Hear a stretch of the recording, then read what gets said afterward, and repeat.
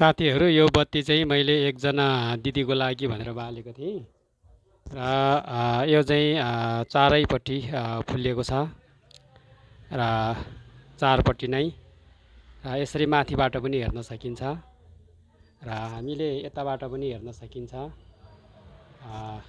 यसरी बत्ती हामीले बालेको बत्तीहरू चाहिँ यसरी चारपट्टि फुल्यो भने चाहिँ यसलाई चाहिँ शुभमङ्गलको सङ्केत भनेर चाहिँ बताइएको छ। यो बत्ती चाहिँ लगभग दिन र रात नानिप्ने बत्ती हो।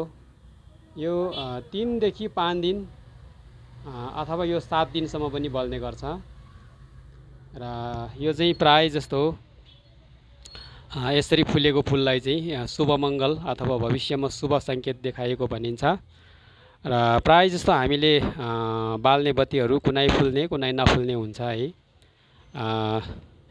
यसरी चाहिँ राम्रो गरेर चाहिँ फुल्यो भनेदेखि चाहिँ यसलाई चाहिँ एकदम शुभमङ्गल को चिन्ह भनेर बताइएको छ, भविष्यमा आफूलाई शुभ हुने भनेर।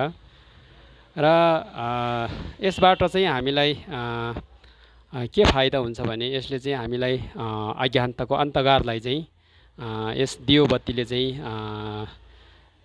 नाश गरिदिन्छ भनेर चाहिँ बताइएको छ हाम्रो धर्मग्रन्थहरूमा। र यसबाट चाहिँ हाम्रो मनमा मानसिक ऊर्जा प्राप्त हुन्छ भनेर बताइएको छ।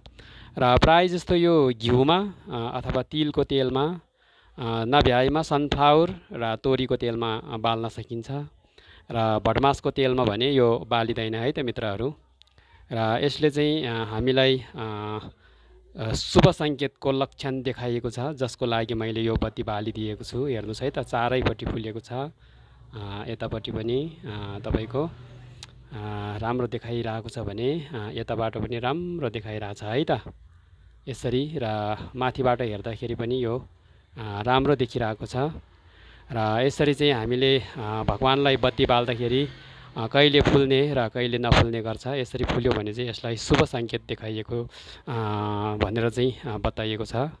यो छिमी बत्तीले चाहिँ शुभ सङ्केत देखाइएको हो भनेर बताइएको छ र यसबाट चाहिँ शुभमङ्गल हुनेछ। प्राय जस्तो हामी बौद्धहरूले चाहिँ बुद्धिस्टहरूले चाहिँ बत्ती बाल्दाखेरि सम्पूर्ण प्राणीहरूको लागि नै हित होस् भनेर चाहिँ हामीले बत्ती बाल्ने गर्छ मित्रहरू। र यो बत्तीको दर्शन गरेर तपाईँहरू सबको घरमा पनि शुभमङ्गल होस् है त मित्रहरू। र तपाईँहरू सबैलाई पनि राम्रो होस्।